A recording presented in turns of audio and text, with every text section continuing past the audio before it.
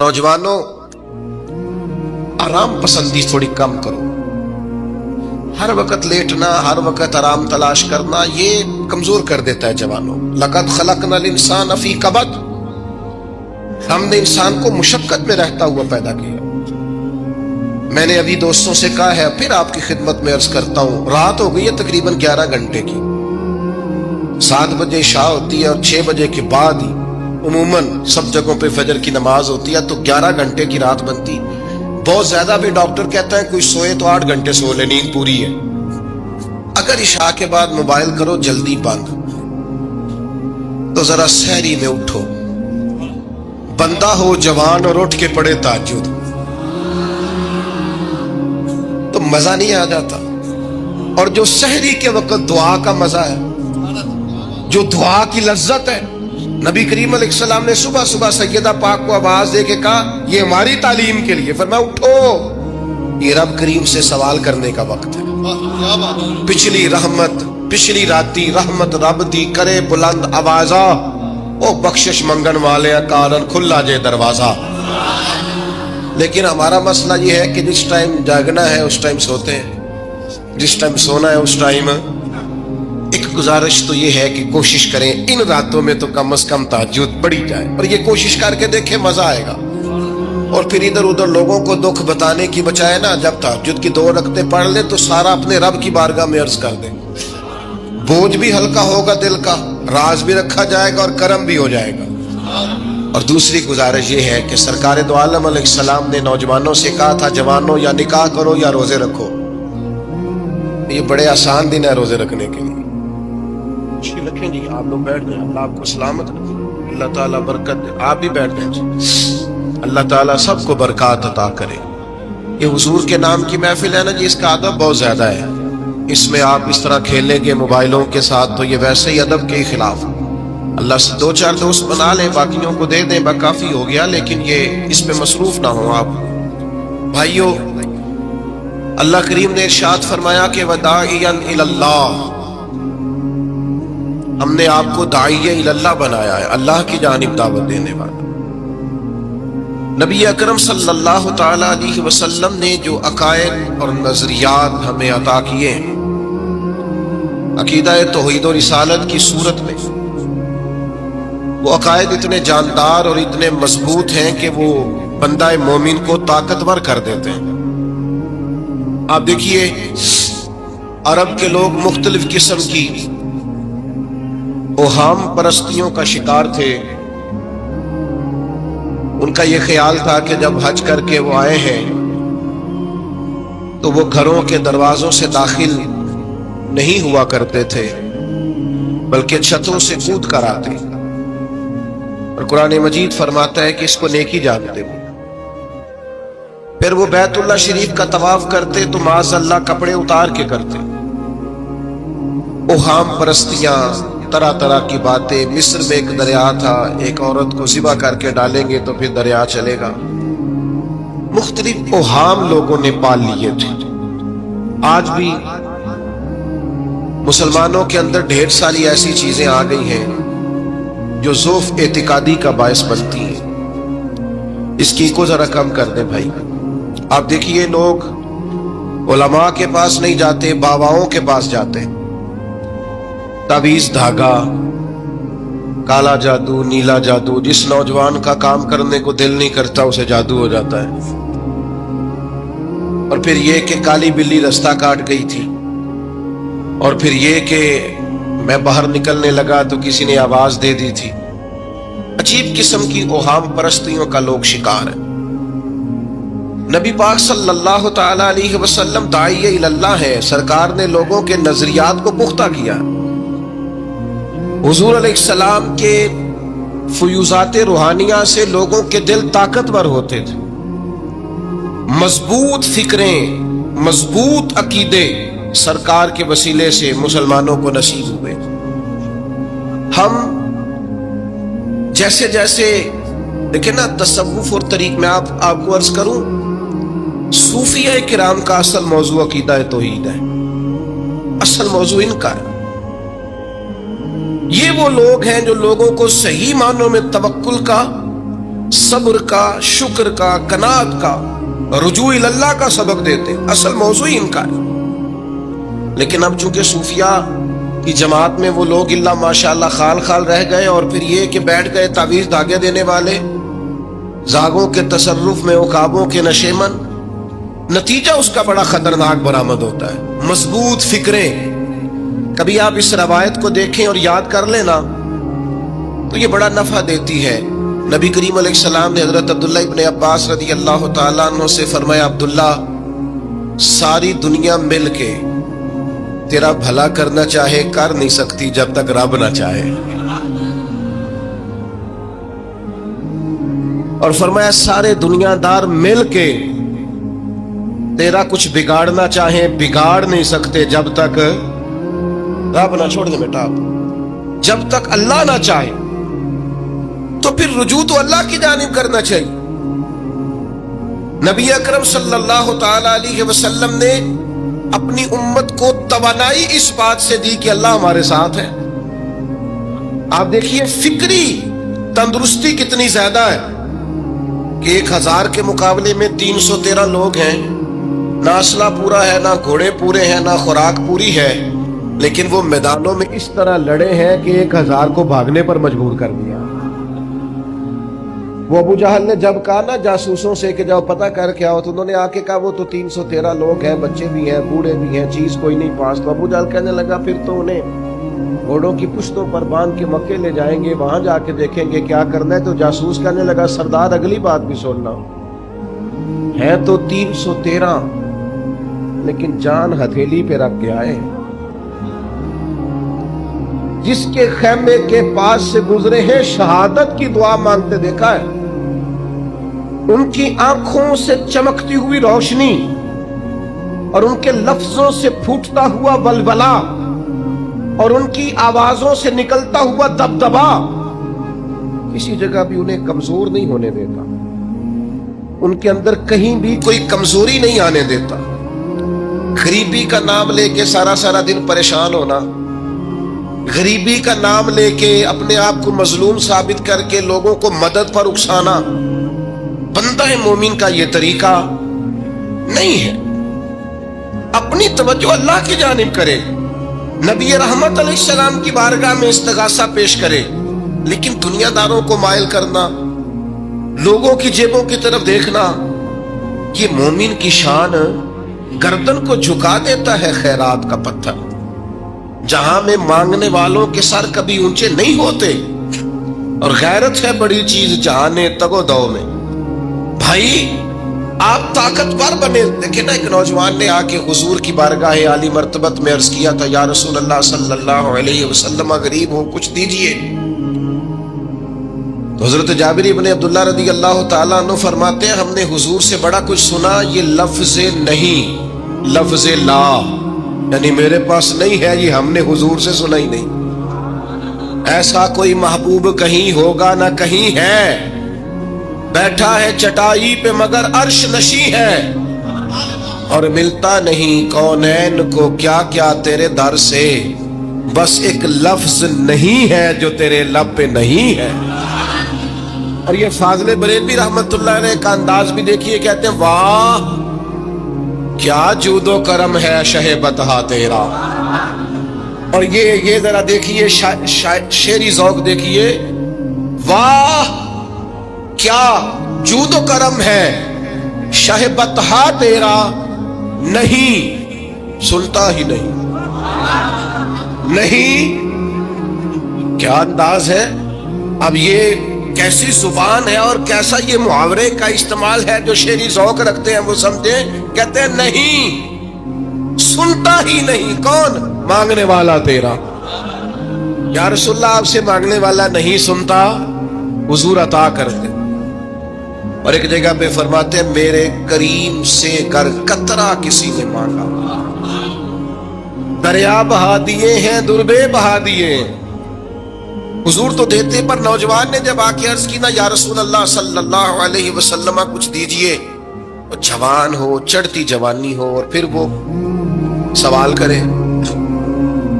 ہمارے ساتھ ایک دوست پڑھا کرتا تھا، ये 3 महीने की छुट्टियां होती थी तो वो मिस्त्रियों के साथ मजदूर लग जाता। हमने उसे कहा यार तू मतलब 9th 10th के अंदर मजदूरी करने जाना, तो कहता सी यार मैं कद मेरा एडा वड्डा, उन अब्बा जी को मांग दिया शर्म आउंदी। ये सोच नौजवानों में पैदा होनी जरूरी है। अब मैं अब्बा जी से मांगू, ये तो देना चाहिए। उसने आके अर्ज की या रसूल अल्लाह सल्लल्लाहु अलैहि वसल्लम कुछ दीजिए, तो हुजूर फरमाने लगे तेरे पास कुछ भी नहीं। उसने कहा एक प्याला है मेरे पास घर में और एक कंबल है। इतना गरीब बंदा है कोई महफिल में जिसके घर में एक ही प्याला हो, एक ही कंबल हो? कोई भी नहीं इतने बड़े मजमे में। लेकिन अगर कोई हमारी गरीबी का रोना पूछे तो मेरा ख्याल है हर तीसरा बंदा दूसरा बंदा गरीब है, और बड़ा ही गरीब है। एक प्याला एक कंबल करीम ने फरमाया लेके आओ। वो लाए तो महबूब फरमाने लगे कौन खरीदेगा? एक ने का 1 दिनार, एक ने का 2 दिनार। महबूब ने बोली लगवा दी, 2 दिनार का बेच दिया। फरमाया जा 1 दिनार की रोटी ले जा। ये नौजवानों को फिक्र दी कि वो इन्वेस्टमेंट में तुमने जात से अपने घर से लेनी है। वो 10-15 हजार का ठेला भी किसी से नहीं कहना तू लगा के दे। जाओ 1 दिनार का खाना ले जाओ, 1 दिनार का कुल्हाड़ा खरीद के लाओ। सहाबा फरमाते हैं वो कुल्हाड़ा लाया, पर नसीब देखो उस कुल्हाड़े में दस्ता नबी करीम ने अपने दस्ते मुबारक से लगाया। फरमाया जा जंगल में जाके लकड़ियां काट और बेच, खा भी और खिला भी, पी भी और पिला भी, 10 दिन मुझे नजर ना आना। यारो ये क्या बात हुई? मायूस रहना, कमजोर रहना, फलाने ने मेरे साथ ताउन नहीं किया तो मैं पीछे रह गया, फलाने ने हाथ नहीं पकड़ा। तो अपनी दुनिया आप पैदा कर, अगर जिंदों में खुद जद्दोजहद कर, मैदान में उतर, हिम्मत कर। हजरत हसन बसरी रहमतुल्लाह अलैह के पास एक नौजवान ने आके अर्ज की हुजूर बस आज के बाद मैंने काम नहीं करना। फरमाया तुम्हें क्या हुआ है? कहने लगा आज मैंने अजीब मंजर देखा है। मैंने देखा है कि एक शेर ने शिकार किया बकरे का, आधा खाया है, आधा मुंह में पकड़ के पहाड़ी पे चढ़ गया। वहां एक नाबीना लोमड़ी बैठी थी, बाकी का उसने उसे खिलाया है। तो हुजूर मैं ये समझ गया कि जो रब उस नाबीना लोमड़ी के लिए बंदोबस्त करता मेरे लिए भी करेगा, लिहाजा मैंने काम नहीं करना। हजरत हसन बसरी बड़ा मुस्कुराए, फरमाने लगे कहानी में किरदार तूने 2 देखे, एक शेर एक लोमड़ी। फरमाने लगे क्या बात है तेरी, तूने लोमड़ी बनने का प्रोग्राम बनाया, शेर बनने का क्यों नहीं बनाया? तू शेर बनना, शिकार कर, खुद भी खा दूसरों को भी खिला। ये क्या बात हुई? उम्मत के जवान फाइलें लिए दफ्तरों के चक्कर लगाते और अपनी बगल में कागजात लिए एम्बेसियों के फेरे काटते और एजेंटों से सवाल करते कि मुझे मुल्क से बाहर जाना है, क्या तरीका है? यहां रह के भी मेहनत हो सकती है, अपनी मट्टी पे चलने का सलीका सीखो। संग मरमर पे चलोगे तो फिसल जाओगे। दोस्तों सुनो, मेरे करीम ने फरमाया जा लकड़ियां। एक पेशा बुरा है मेरे भाइयों, एक पेशा वो है किसी के आगे हाथ फैलाना। बाकी दुनिया में कोई पेशा बुरा जो ठेला लगाता है और माल्टे बेचता है और सेब बेचता है, बड़ा इज्जत वाला आदमी। ये शॉर्टकट छोड़ दो, दूसरों पे भरोसा करना छोड़ दो। वो शायर एक बैठा था ना, शायर मुझसे नाराज ना हो जाए, तो कई दफा वो शेर और शायरी में भी उनकी हालत बड़ी खस्ता हो जाती है। जिन दिनों लोग पतले कपड़े पहनते हैं, बाज शायरों ने उन दिनों में भी मोटी चादर ली हुई होती है। तो एक जगह बेचारा बैठा था कोने में, इल्ला माशाल्लाह सबकी बात नहीं, तो हालत ऐसी खस्ता थी। एक बंदा 5 रुपए फेंक गया, हाँ खुददार, बड़ी तकलीफ को उठा अपने पैसे। तो उसने कहा आपकी हालत बता रही है, आपको जरूरत है। उसने कहा जरूरत पड़ी तो अल्लाह रसूल से मांगूंगा, तेरे से क्यों मांगूंगा? शेर बड़ा कीमती कहा। उसने कहा ये आरज़ुए करम और मैं आपसे करूं, ये आरज़ुए करम और मैं आपसे करूं। ये भीख उसको दीजिए जिसका खुदा ना हो। मैं तो वारस है मेरे अल्लाह रसूल, मैं को लवारस हूं कि तेरे से मांगता फिरूं?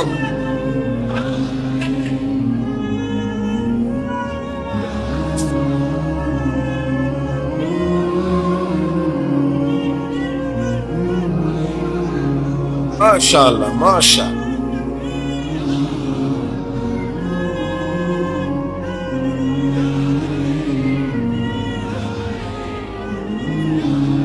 بس ہم سمجھے ہماری قیمت وصول ہو گئی. اگر خودداری پر نوجوان نعرے لگانے لگ گئے تو پھر تو بات بن گئی. لگتا ہے محنت کا ارادہ بن گیا ہے. انشاءاللہ تعالی کشکول ٹوٹنے کا ٹائم آ گیا ہے. کرم کی برکھا برسے گی. یہی ملت کا جوان قیادت کرے گا. اور یاد رکھنا ہمیشہ قیادت غریبوں کے بچوں نے کی. جنہوں نے آدھی قیمت پہ کتابیں لے کے پڑھی ہیں, بڑی ڈگریاں انہوں نے حاصل کی. یہ کمزور نہ پڑھو. نبی پاک داعی اللہ ہے, حضور نے جگایا ہے. 15 دن نظر نہ آنا, مزدوری کر. وہ نوجوان 15 دنوں کے بعد آیا. اب تیرا حال کیا ہے؟ اس نے کہا حضور پہلے ایک پیالہ تھا نا, اب سارے گھر کے برتن بن گئے. پہلے ایک بستر تھا, اب سارے گھر کے بستر. اور نوجوانوں, ہم نے سہارا بننا ہے. ماں سے کہنا ہے اب تو نے آنسو نہیں بہانے, تیرا پتر بڑا ہو گیا ہے. بہن سے کہنا ہے اب تو کبھی پریشان نہیں ہوگی, تیرا بھائی بڑا ہو گیا ہے. بوڑھے باپ کے پاس بیٹھ کے کہنا ابا جی بس اب آنسو پوچھ دو, آج کے بعد پریشان نہیں ہونا, پتر جوان ہے. اپنی بیوی سے بچوں سے کہنا کہ کسی خواہشات پوری کرنے کے لیے تمہیں دیر تک انتظار نہیں کرنا پڑے گا, ہم میدان میں ہیں. بس اپنی مٹی پہ چلنے کا سلیقہ سیکھو. سنگ مرمر پہ چلو گے تو پھسل جاؤ گے. نبی پاک نے محنت کو سپورٹ کیا ہے, مشقت کو سپورٹ کیا. حضور علیہ السلام نے فرمایا سب سے بہترین کمائی وہ ہے جو تو اپنے 2 ہاتھوں سے محنت کر کے کھاتا ہے. فرمایا اللہ کے نبی حضرت داؤد علیہ السلام محنت کر کے کمایا کرتے. سنگیوں کام کرنا. اور دوسری بات بھروسہ اللہ رسول پہ. بھروسہ ادھر دیکھو میری طرف. دنیا داروں سے امیدیں لگا لیتے ہو بہت زیادہ. دنیا دار بندے بیچارے کمزور ہوتے ہیں. جی یہ الیکشن کے دن تھے, گزشتہ سے پیوستہ الیکشن جو گزرا ہے, تمہارا میرا ایک پیار والا دوست بھی ایک کیمپ مین کے امیدوار کا بڑا ووٹر سپورٹر تھا. یہاں اس نے اس کا بیج فوٹو والا لگایا ہوا تھا. میں رات کو دیر سے جلسے سے لوٹ رہا تھا تو وہ کھڑا تھا باہر, اور اندر امیدوار صاحب تقریر کر رہے تھے. میں نے کہا ادھر آ. وہ آ گیا. میں نے کہا تو بڑا ووٹر سپورٹر ہے, جا تقریر سن جا کے. تیرا لیڈر تقریر کر رہا ہے, تو باہر گھوم رہا ہے. کہتا ہے پیر صاحب جھوٹ پہ ماردا جو سارے جھوٹ بول رہا ہے, کرنا کرانا کچھ نہیں. تو میں کہ یار جی ایڈے پکے ووٹر سپورٹر تو بھی پتا ہے کہ جھوٹ پہ ماردا ہے, تو ہم تو ویسے ہی سپورٹر نہیں ہیں. ہم نے تو کی محبت تو سیاست کا چلن چھوڑ دیا. ہم اگر عشق نہ کرتے تو حکومت کرتے. او بھائی جب پکے ووٹر سپورٹروں کو امیدیں نہیں ہیں تو آپ کن سے امیدیں لگائے بیٹھے ہیں؟ آپ جدوجہد کریں اور امیدیں اللہ رسول سے. نبی پاک علیہ السلام نے فرمایا جو رب پہ بھروسہ کرے گا اللہ کی رحمت اس کی کفایت کرے. وَمَن يَتَوَكَّلْ عَلَى اللَّهِ فَهُوَ حَسْبُهُ, وہ اللہ پہ بھروسہ کرے گا اللہ اس کے لیے کافی ہو جائے گا. ادھر دیکھو یار موبائلوں والے دوستوں, بات سنو. گھبراہٹ نہیں, ٹینشن نہیں, انزائٹی نہیں, ڈپریشن نہیں. مومن اور ڈپریشن, مومن اور انزائٹی, مومن اور ٹینشن. وہ جی مجھے پتا نہیں مجھے کیا ہو رہا ہے, جی مجھے خوف آتا ہے. آپ کو خوف آتا ہے, مومن ہو گئے. آپ کو یہ کرونا کے دن تھے تو مجھے لے گئے ایک سرکاری ہاسپٹل میں, آپ کچھ یہاں بات کریں, لوگوں کو حوصلہ دیں. تو ایک ڈاکٹر صاحب مجھ سے کہنے لگے جی مجھے نہ تنگ جگہ بڑی گھٹن ہوتی ہے, تو موت سے بڑا ڈر آتا ہے, قبر تو بڑی تنگ ہوتی ہے. میں نے کہا ڈاکٹر صاحب کچھ بھی کہنے لگے سانس ہی نہیں آتا, چاروں جانب سے بند ہے. تو میں نے کہا بچہ بھی تو ماں کے پیٹ میں سانس لیتا ہے نا. آپ نے تو سبحان اللہ کہا. وہ ڈاکٹر تھے, انہوں نے نہیں کہا. وہ کہنے لگی جو تے اماں لیندی صاحب, ہنستے نہیں جی, باتیں ہنسنے کو نہیں سنا رہا, میں فکری باتیں کر رہا ہوں. کہا وہ تو اماں آکسیجن لیتی ہے تو بچے کو جاتی ہے. تو میں نے کہا چلے ڈاکٹر صاحب وہ جو انڈے سے بچہ نکلتا ہے اس کے تو چاروں جانوں کوئی صورت نہیں ہوتی سانس. تو مجھے کہنے لگے آپ کہنا کیا چاہتے ہیں؟ میں نے کہا میں یہ کہنا چاہتا ہوں قبر کی 2 حالتیں ہیں. قبر دوزخ کے گڑھوں میں سے گڑھا بھی ہے, اور جنت کے باغوں میں سے باغ بھی ہے.